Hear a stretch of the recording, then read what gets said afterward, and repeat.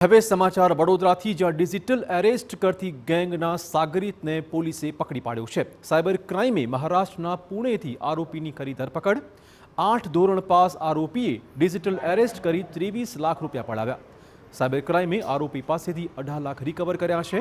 આરોપી મકાન ભાડે લઈ તેના પુરાવા પર બેંક એકાઉન્ટ ખોલાવતો હતો। અન્ય લોકોના નામે પણ બેંક એકાઉન્ટ ખોલાવતો હતો। આરોપીએ મહારાષ્ટ્રમાં 15 એકાઉન્ટ ખોલાવ્યા હોવાનો ખુલાસો પણ થયો છે। વડોદરા શહેરમાં પણ 5 ખાતા ખોલાવ્યાનો ખુલાસો તપાસમાં થયો હતો।